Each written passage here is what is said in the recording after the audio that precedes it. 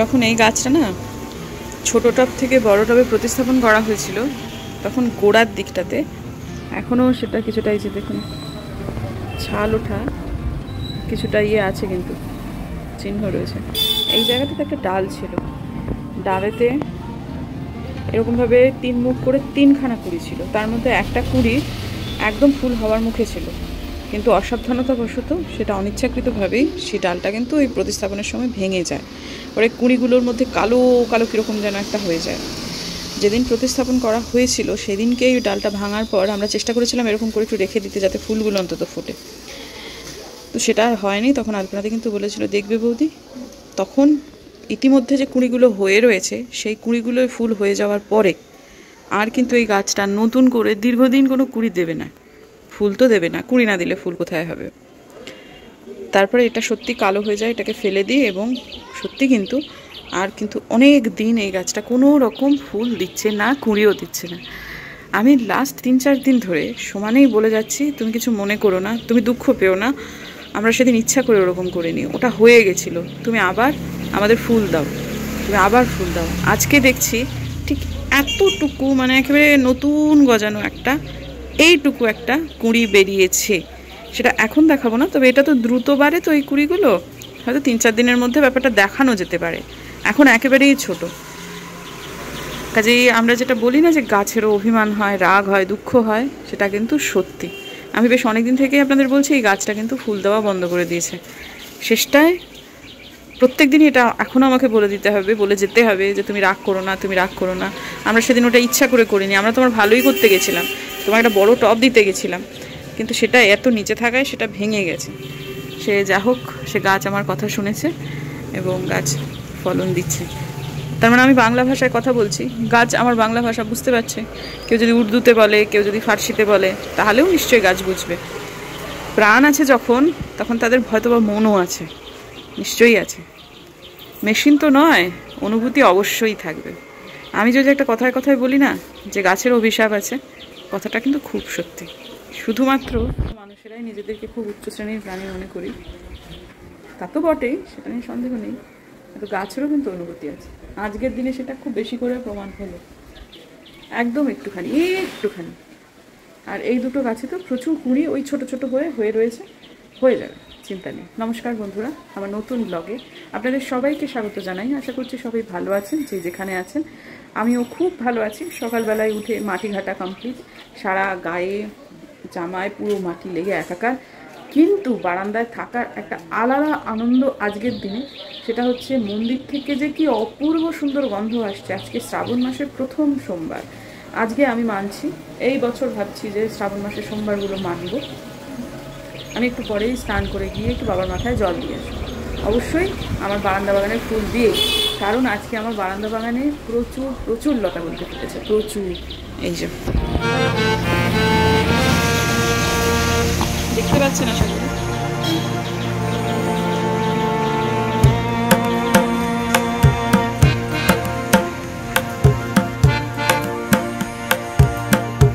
শুধু এইটুকুই নয়, কিন্তু পাতার ফাঁকে ফাঁকে আরও অনেকগুলো আছে, বোঝা যাচ্ছে না বাইরে থেকে, কিন্তু যখন মন্দিরেতে যাব সবগুলোকে টাকি করে নিয়ে যাব। আজকে আবহাওয়াটা খুবই আরামদায়ক, গরম নেই, হাওয়া, একটু নামমাত্র বৃষ্টি পড়ার ওই আর কি, একটু ছিটে ফোটা টাইপের হলো, কিছুক্ষণের মধ্যে হয়তো শুকিয়ে যাবে। খুব সুন্দর আবহাওয়া। রোজকার মতো আজকেও বাবা উপরে এসেছেন। দুপুরে আসছে যে পরীক্ষাটা, সেটা হচ্ছে ফিজিক্স। তা ওনার সাবজেক্টটা তো ফিজিক্স, মানে আমার শ্বশুরমশাই গ্র্যাজুয়েশনের বিষয়, তো সুতরাং তিনি কিছুটা পুরনো বিদ্যে ঝালিয়ে নেওয়ার চেষ্টায় রয়েছেন। এই মুহূর্তে নাতনির সাথে সেই সম্পর্কিত আলোচনাই হচ্ছে। আমি এগুলো দেখলাম খানিকক্ষণ, ভালো লাগলো বেশ দেখতে, মুহূর্তটাকে একটু ক্যামেরাবন্দি করলাম। এরপরেতে যাই রান্নাঘরে। সেই যে ভিজিয়ে রেখেছি এতগুলো পুদিনা পাতা আজকে দিয়েছি, সেটা দিয়ে যে ড্রিঙ্কটা বানানো হয়েছে সেটা খুব সুন্দর হয়েছিল খেতে, অন্য দিনের তুলনায় বেশি ভালো। তবে আমার পুদিনা গাছ কিন্তু আজকে অনেকটাই খালি করে ফেলেছি।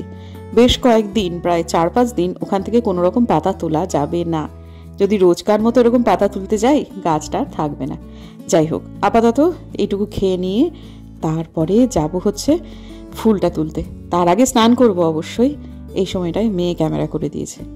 কথা বলতে কেন জানি না কোনো কোনো মুহূর্তে ভালো লাগে না, মনে হয় শুধু দেখে যাই। এই মুহূর্তে আমার তেমনই মনে হচ্ছে।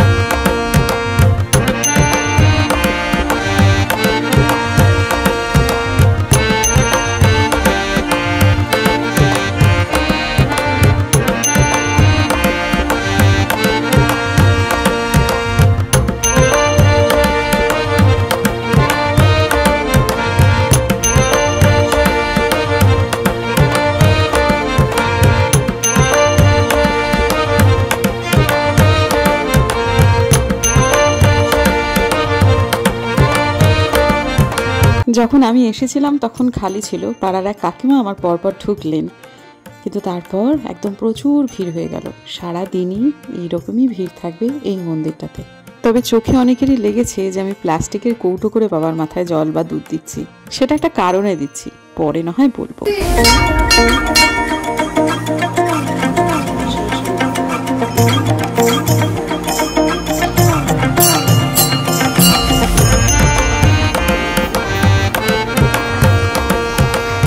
বাবার মাথায় জল দিয়ে এসে খেলাম, খেয়ে এখন খুব ঘুম পাচ্ছে। আজকে অনেক দিন পর একটু ঘুমোতে ইচ্ছা করছে। ঘুম আমার মাঝে মধ্যে পেতো, কিন্তু সেটাকে ঠিক আছে যাও যাও ঘুমবো না করতাম, কিন্তু আজকে একটু ঘুম পাচ্ছে। ঘুম শুয়ে একটু বই পড়তে পড়তে হয়তো যদি ঘুম এসে যায় ঘুমিয়ে পড়বো। নিজেকে আর খুব একটা জোর করবো না যে না আমি দুপুরবেলায় ঘুমবো না। অ্যালার্ম দিয়ে রাখছি, ঠিক 1.5 ঘন্টা পর উঠে যাবে। সন্ধে লেগে গেছে, বাজে 7:30। রবিবার দিন তো জিম বন্ধ থাকে। আজকে খুব ইচ্ছা ছিল জিমেতে যাব, তৈরি হয়ে গেছি, বেরোতে যাচ্ছি, তখনই দেখলাম যে দৃশ্য বাড়ির সামনে। বেরোতে সাহস করলাম না, হ্যাঁ সাহসই করলাম না। আমি এটা ভুলে গেছিলাম যে আজকে সোমবার, আজকে শ্রাবণ মাসের প্রথম সোমবার। বাড়ির সামনে যে কি অবস্থা সে আর নাই বা বললাম। নিজের পাড়া কি বা বলবো বলুন দেখি। আমার শ্বশুরমশাই কিন্তু আজকে আমাকে কিচ্ছু বলেননি। আমি যখন বেরোচ্ছিলাম উনি শুধু আমার মুখের দিকে তাকিয়েছিলেন। তারপর যখন আমি আবার পরিস্থিতি থেকে ভেতরে ঢুকে গেলাম তখন শুধু বুঝতে পারলাম উনি খুব শান্তি পেলেন। আসলে পাড়াটা বিহারি এবং প্রচুর শিব মন্দির রয়েছে। বিহারি মানে তারা ঠিক বাঙালি রুচিবোধে যে জিনিসগুলো খুব একটা সমর্থনযোগ্য নয় তারা সেই কাজগুলো নির্দ্বিধায় করে। আর যেদিনকে কোনো শিবের উৎসব থাকে সেদিন এই পাড়ার রং ঢং বদলে যায়। তবে এখন পুলিশি প্রহরায় জিনিসটা অনেকটা কমেছে, কিন্তু যেই সময়টায় আমার জিমে যাওয়ার সময় ছিল সেই সময়টাতে এই জিনিসটার খুব বাড়াবাড়ি চলছিল। তারপরে একটু বাদেই পুলিশ ভ্যান চলে আসে, ব্যাপারটা আবার স্বাভাবিক হয়ে যায়। তো যাই হোক, আপাতত এই মুহূর্তে মাকে ফোন করছি, মুডটা খুব খারাপ, কিন্তু ক্রমাগতই আমাকে ধৈর্যের পরীক্ষা দিয়ে যেতে হবে। যেমন মন খারাপ থাকলেও আমাকে মায়ের সব কথা শুনতে হবে, তবে হয়তো বা মাকে আমি কিছু কথা বলবার সুযোগ পাবো। হ্যাঁ, মা কথা বলতে খুব ভালোবাসেন, আর এখন পরিস্থিতি এরকম দাঁড়িয়েছে যে মাকে কথা বলতে দেবে মা তার সাথেই অনেক বেশি স্বচ্ছন্দ। তো এই পরিস্থিতিতে এখন বরং এখান থেকে একটু নজরটা সরিয়ে নিয়ে যাই কালিম্পংয়ে। সেই ভদ্রলোক কালিম্পংয়ে রান্নাবান্না করছেন, চলুন দেখি। আজকের আমি আর অম্লান ডেফিনেটলি কালিম্পংয়ে আছি, কিন্তু অম্লানের শরীরটা মানে আমার ওই আর কি বন্ধু এবং কলিগ, ওর শরীরটা খুব খারাপ হয়ে গেছে, একটু ভার্টিগো আছে, ও একদম মানে বেড রিডেন হয়ে পড়েছে। বলে আজকের আমি রান্নার দায়িত্ব নিয়েছি, বেশি কিছু না, একদম অ্যাজ বেসিক অ্যাজ এনিথিং। সেটা হচ্ছে ডাল সেদ্ধ করছি, আর এটা অবশ্যই আমার স্ত্রীর কাছ থেকে, ঝিনুকের কাছ থেকে শিখেছি। সেটা হচ্ছে ডাল সেদ্ধ, দুটো লঙ্কা, কাঁচা লঙ্কা, একটু পেঁয়াজ কেটে ডালে দিয়ে দেয়, ডালটা কেটে ধুয়ে হালকা একটু নুন এবং হলুদ দিয়ে সেটাকে 3-4 বার সেদ্ধ করে ফেললাম। বাকিটা ভাত আর একটু আলু ভর্তা করা হবে, এইটুকুনি আমার পরিকল্পনা আপাতত। আজকে রাতে বেশি কিছু না, সঙ্গে মাখন আছে, এটা দিয়ে খাবো। হ্যাঁ, ডিমের অমলেট করবো।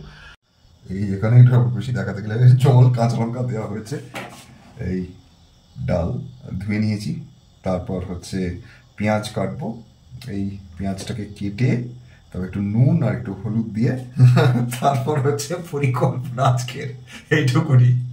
শুনুন, এক্ষুনি যেটা বললো যে ঝিনুকের কাছ থেকে শিখেছি, ঢং একদম নিপাট ঢং, সব পারে জানেন তো। বরং আমি অনেক রান্না পারি না, যেটা ও অনায়াসে পারে এবং দুর্দান্ত করে। কিন্তু ওই যে না করতে করতে অনেক সময় একটু মোর্চা ধরে যায়, জন্য একটু ফোন করে জিজ্ঞেস করেছিল ডাল সেদ্ধ করতে যেন কি কি লাগে। তখন আমি বললাম তুমি তো সবই জানো। বলে না প্লিজ একটু বলে দাও, ভুলে গেছি। আসলে অম্লান খুব ভালো রান্না করে, অম্লান কৌশিক দা দুজনেই ভীষণ ভালো রান্না করে, বুম্বাদাও করে, কিন্তু ওই যে না করতে করতে মরছে ধরা। যাই হোক, আপাতত সে ডাল সেদ্ধটাই এমন করে করছে যেন বিরিয়ানি রাখছে। তবে একটা জিনিস চোখে পড়ছে, সেটা হচ্ছে প্রেশার কুকারটার অবস্থা কি। হ্যাঁ, যা বুঝতে পারছি আমাদের এই 3 অধ্যাপকের 3 ঘরণী, মানে শ্রীমালী, ঝিনুক বা গীতশ্রী, 3 জনকে একসাথে এই বাড়িটাতে হানা দিতে হবে। হানা দিয়ে গিয়ে সমস্ত কিছু মেজে ঘষে সাফা সুফো করে তবে আসতে হবে। আর যদি 3 অধ্যাপক কুল তোমরা এটা না চাও, তাহলে নিজেরা কিন্তু পরিষ্কার পরিচ্ছন্ন করো, নইলে হয়তো কোনদিন হুট করে দেখলে আমরা 3 জনেই গিয়ে পৌঁছে গেছি, তখন কিন্তু আবার কিছু বলো না। তবে একটা জিনিস, নিজেরা কাজকর্ম করছে এবং আমি জানি আজকে রান্নাগুলো ভালো হয়েছে। বুম্বাদা তো খুব ভালো রান্না করেই, অম্লানও খুব ভালো রান্না করে, কৌশিক দাও।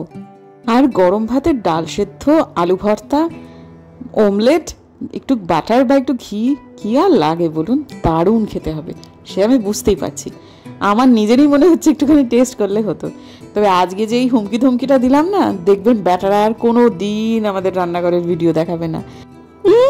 আবার হাত নেড়ে নেড়ে বলছে কিভাবে ডাল সেদ্ধ ভালো রান্না করা যায়, যেন আপনারা জানেন না। এবার ভাতের জন্য চাল নেওয়া হচ্ছে।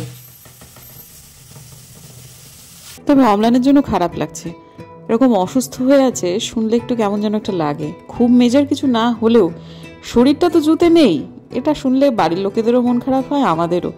আসলে এখানে কর্মসহায়িকা পাওয়া যায় না তা তো নয়, কিন্তু এরা তো নিয়মিত সপ্তাহে 7 দিন থাকে না। ওই কবে আসবে, কবে আবার তাদের ফোন করে আনা হবে, তার থেকে ওই যে কটা দিন ঠ্যাকনা মারা থাকা, তো সে কটা দিন নিজেরা করে নিলেই হয়, এবং সেটাই ওরা করছে। কালকে সকালবেলাতে কলেজ আছে, সেই কলেজেতে এরা নিয়ে যাবে, সেই জন্য চানা ভিজিয়েছে। কালকে সকালবেলায় এটা ঘুগনি করে নিয়ে যাবে কলেজের টিফিন হিসেবে। তো এখন আপাতত রান্নাঘর অন্য দিকটা খুব একটা খারাপ কিছু লাগছে না, কিন্তু জানেন তো ওই প্রেশার কুকারটা তলাটাই যেরকম একটু ধরে গেছে বা একটু পুড়ে গেছে বলা যায়, কিন্তু আর একটু রান্নাবান্না করলে এই জায়গাটা একটু তো অপরিচ্ছন্ন হবেই। সেটা হয়তো বা রান্না শেষে করে নেবে। তো যাই হোক, আপাতত এদের রান্না প্রায় শেষের পথে। তারপর বোধহয় বধিদার কাণ্ড কারখানা দেখে অম্লানকে উঠে আসতেই হয়েছে, বা অন্যভাবে বলা যায় যে শরীরটা একটু ভালো লাগছিল বিশ্রাম নিয়ে, সেই জন্য ও একটু বধিদার হাতে হাতে করে দিতে এসেছে। অম্লান কিন্তু বুম্বাদার থেকে অনেক ছোট, অম্লান আমার থেকেও ছোট। এই বাড়িটা 3 জন মিলে নিয়েছে, তার মধ্যে বুম্বাদা এবং কৌশিকদা ইংরেজির, আর অম্লান হচ্ছে সোশিওলজির। বুম্বাদা আর কৌশিকদা একদম এক বয়সী, অম্লান এদের দুজনের থেকেই অনেক জুনিয়র। অম্লান চলে এসছে, এবার সমস্ত তেল, পেঁয়াজ, শুকনো লঙ্কা, কালো জিরে সমস্তর মধ্যে ঢুকছে। এটাকে আবার একটু মাখানো হবে। সে কিছুটা সুস্থ হয়েছে, সে এসে শেষ পর্যন্ত এটা করছে আর কি, লাস্টে মাখানোটা করছে। খুব বেচারা অসুস্থ ছিল, সাধারণত রান্না ওই করে। আজকে আমি কেবল একটু মোটামুটি স্টপ গ্যাপ হিসেবে কাজ করেছি। বিকেলবেলা অবধি সে আমাকে চিড়ের পোলা রান্না করে খেয়েছে। কি অম্লান, শরীর কেমন আছে? ওকে ওকে, গুড, ভেরি গুড। এই কালকে ছোলাটা আমি করবো ভাবছি, পরিকল্পনা, দেখা যাক। এই আমাদের ভাত হয়ে গেছে, এই মোটামুটি ভাত হয়ে গেছে, অনেক আমাদের হয়ে যাবে, ব্যাস। আজকে 45তম দিনে এসে আমি আপনাদের দেখাচ্ছি আমি বাড়িতে মাঝে মাঝে কি এক্সারসাইজ করে থাকি। মাঝে মাঝে মানে যেদিনকে জিম হয় না সেই দিনকেই এটা হয়। সকালবেলায় প্রাণায়াম বলুন বা কপালভাতি যে অন্যান্যগুলো হয়ে থাকে, অনুলোম বিলোম বলুন, ভ্রামরি, সেগুলো তো ঠিক আছে, সেগুলো দেখানোর দরকারও নেই।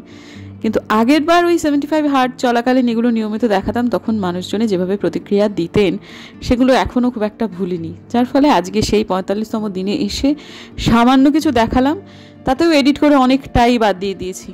আমি যখন ভিডিওটা করেছি তখন কিন্তু পুরোটাই ছিল, কিন্তু তারপরেতে আর সেটা এডিটিংয়ে অনেকটাই কেটে ছেটে বাদ দিয়ে দিয়েছি।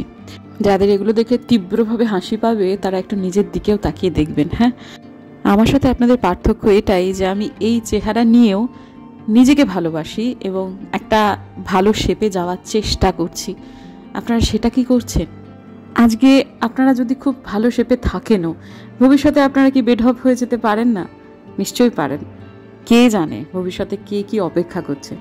সেই জন্য খারাপ মন্তব্য করার আগে, নজর দেওয়ার আগে নিজেদের মন মানসিকতাকে একটু পরিশুদ্ধকরণ করাটা জরুরি। তবে এটা আমার চয়েস, আমি দেখাচ্ছি, আপনাদের চয়েস, আপনারা সেটা কিভাবে রিয়্যাক্ট করবেন, আমার পর্যন্ত কতটুকু পৌঁছবে সেটা অবশ্যই আমার সিদ্ধান্ত।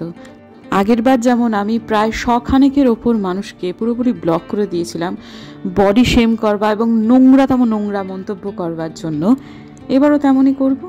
তবে একটা জিনিস কিন্তু মনে রাখবেন বন্ধুরা, আমি কিন্তু চেষ্টা করছি, বহু মানুষও কিন্তু সেটা করে না। আচ্ছা, বিকেলেতে জল দিয়েছি, কিন্তু তা সত্ত্বেও গাছগুলো একটু জল প্রয়োজন আমার মনে হচ্ছে। কয়েকটা গাছে, সবগুলো না হলেও এই গাছটায় জল লাগবে, টমেটো গাছটায় জল লাগবে। বাকিগুলো ঠিক আছে। আজকের মনটা খুব খারাপ হয়ে গেছে জিমে যেতে না পেরে। তো যাই হোক, কি আর করা যাবে, ব্যায়াম তো করলাম নিজের মতো করে, কিন্তু জিমের ওই একটা আলাদা এফেক্ট আছে, অত রকমের মেশিন, ট্রেনার, 75 হার্ট ফার্স্টে। তো এই ব্যায়ামগুলো নিয়মিত দেখাতাম, তখনকার সেই অভিজ্ঞতা অনুযায়ী আর ইচ্ছা করে না দেখাতে।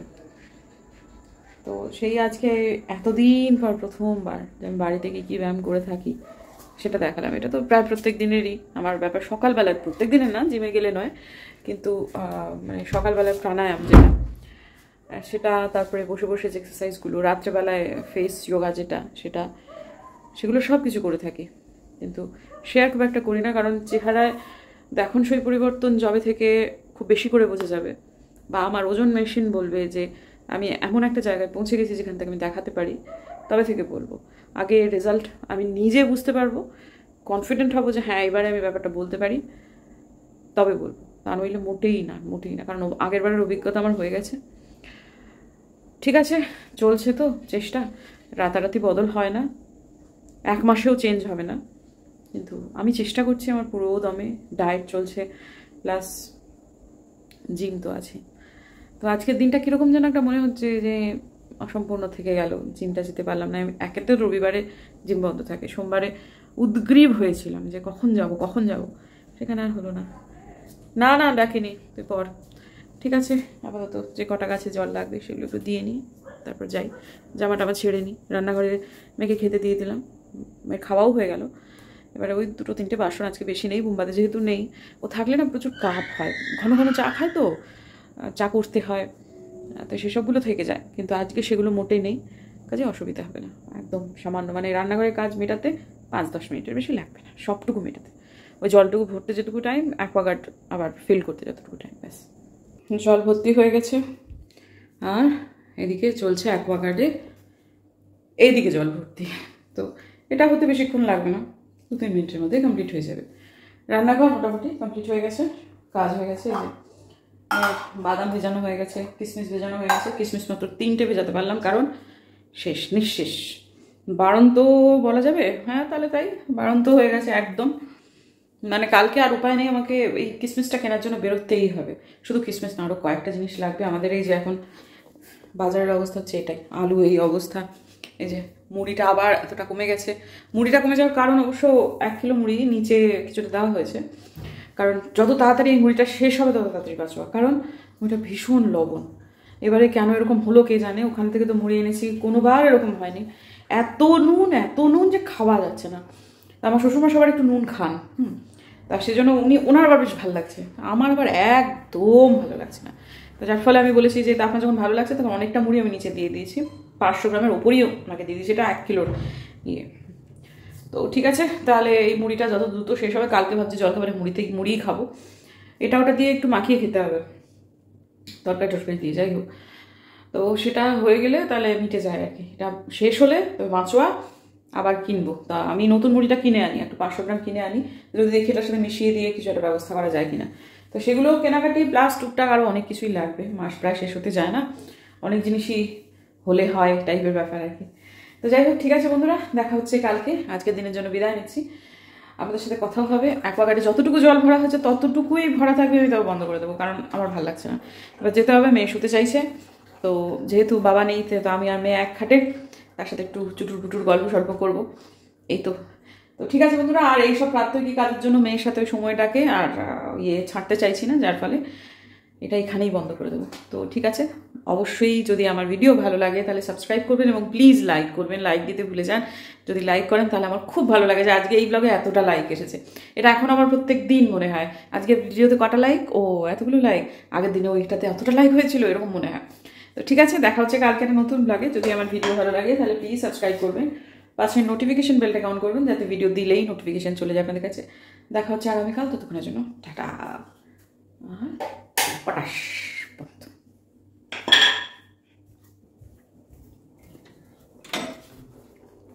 আলুগুলো নিভিয়ে দিলাম রে মা, ও মা কম্পিউটারটা বন্ধ করিস নি মা গো, কম্পিউটার বন্ধ করে দে মা, আমার শোনা মা, আমার ঠাকুরের ওই জায়গাটা একটু ফুলগুলো সরাতে হবে, জামাটা ছাড়তে হবে।